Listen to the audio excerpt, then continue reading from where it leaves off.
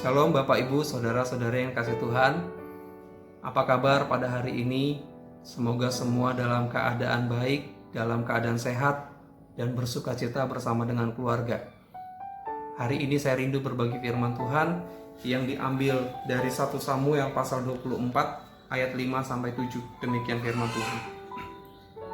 Lalu berkatalah orang-orangnya kepada Daud, "Telah tiba hari yang dikatakan Tuhan kepadamu. Sesungguhnya aku menyerahkan musuhmu ke dalam tanganmu, maka perbuatlah kepadanya apa yang kau pandang baik." Maka Daud bangun, lalu memotong punca jubah Saul diam-diam. Kemudian berdebar-debarlah hati Daud, karena ia telah memotong punca Saul.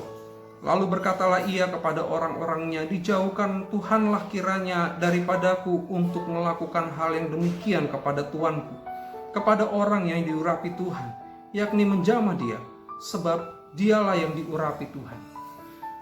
Momen yang dialami Daud pada saat itu ketika berjumpa dengan Saul adalah momen yang sulit sebenarnya.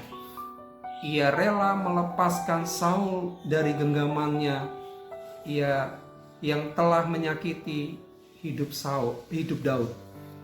Daud rela mengampuni Saul. Bapak Ibu saudara yang kasih Tuhan, sungguh tidak mudah mengampuni, memberi maaf, memberi ampun terhadap kesalahan. Tetapi hanya dengan mengampuni maka dapat memberikan kelegaan, dapat menimbulkan ketenangan hidup untuk berdamai pada kenyataan, sekalipun kenyataan tersebut belum berubah seperti yang kita harapkan, seperti situasi peristiwa pahit atau kelam, ataupun terhadap seorang yang telah merusak hidup dan merenggut masa depan kita masing-masing. Nah, tindakan mengampuni yang membebaskan tersebut hanya dapat dilakukan dengan pertolongan Roh Kudus. Nah, ketika Roh Tuhan undur daripada Saul, ia mengalami kebencian dan ia sulit untuk mengampuni.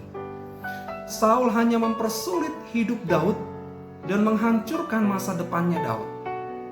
Tetapi Daud selalu menjaga hidup tetap dalam urapan Tuhan. Dalam perkenanan Tuhan, dia menjaga hidupnya. Dalam situasi yang sulit, Daud mampu menjaga hubungan dengan Tuhan dan berusaha untuk tidak membalas kejahatan yang telah diperbuat oleh Saul.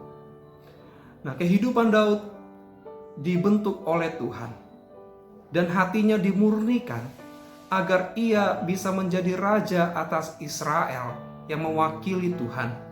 Dan melalui hidup Daud, Tuhan hendak membawa umatnya seperti yang Tuhan inginkan, hidup dalam kebenaran Tuhan. Saya melihat bagaimana tentang mengampuni. Kita akan bisa melihat dunia kita dengan jelas ketika kita mengampuni. Saya teringat akan ilustrasi kacamata. Bapak yang kasih Tuhan, bila mata kita diselimuti kacamata hitam, maka seterang apapun matahari menyinari alam bumi, semua terlihat gelap, semua terlihat remang. Apalagi jikalau pada malam hari. Maka kita perlu melepaskan kacamata hitam tersebut agar cara pandang kita menjadi lebih baik. Sekalipun kita melihat pada situasi gelap kita atau malam hari, tetapi pandangan menjadi maksimal dan tahu kita arahkan kemana kaki kita ini melangkah. Nah, Bapak Ibu saudara-saudara yang kasih Tuhan, bila kita rindu mengalami kelegaan dari hidup sesak akibat kepahitan dan luka, maka kita perlu membuka diri untuk mengampuni terhadap segala sesuatu yang telah menyakiti kita. Tuhan memanggil kita hidup mengampuni agar hidup kita terbebas dari belenggu ketidaktenangan, dari belenggu kegelisahan yang mengakibatkan kita mencari orang yang disalahkan.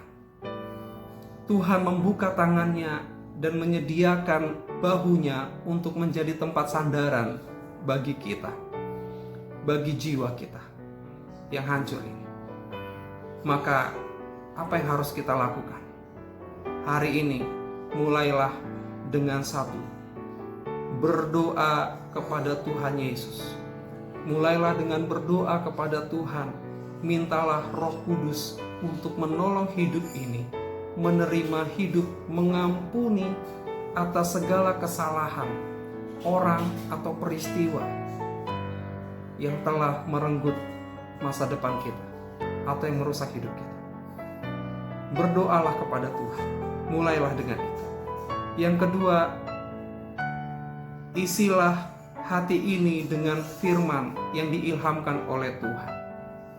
Jangan biarkan hati diisi dengan kegelapan, dengan kegelisahan, dengan kecemasan, kesakit hati. Tetapi angkatlah semua itu, serahkan kepada Tuhan. Dan isilah hati ini dengan firman yang diilhamkan oleh Tuhan. 2 Timotius 3 ayat 16 berkata, segala tulisan yang diilhamkan Allah memang bermanfaat untuk mengajar, untuk menyatakan kesalahan, untuk memperbaiki kelakuan, dan untuk mendidik orang dalam kebenaran. Mulailah kita dengan dua hal ini, berdoa dan isilah hati kita sebanyak-banyaknya dengan firman yang diilhamkan oleh Allah. Bila kita memulainya dengan hati yang diisi terang firman Allah dan kuasa Roh Kudus, maka Tuhan akan menolong kita mengalami kelegaan. Kita dimampukan untuk mengampuni atas peristiwa atau orang yang telah melukai hati kita, merusak hidup kita, atau menggagalkan masa depan kita. Kalau kita memulainya bersama dengan Tuhan, maka percayalah Tuhan Maha Adil. Selamat memasuki panggilan Tuhan, di mana kita dipanggil Tuhan untuk mengampuni. Karena Tuhan sudah mengasihi kita dan mengampuni kita. Nah, selanjutnya kita sudah memulai awal dengan berdoa, meminta Roh Kudus dan mengisi hidup kita, hati kita dengan firman Allah. Lalu apa yang harus kita lakukan dalam proses hidup mengampuni? Nah, Bapak Ibu Saudara kasih Tuhan, kita akan lanjutkan pada hari berikutnya, video berikutnya. Sampai jumpa di renungan firman selanjutnya. Kiranya damai dan sejahtera beserta kita semua. Tuhan menolong kita melewati pengalaman hidup mengampuni. Tuhan Yesus memberkati. Amin.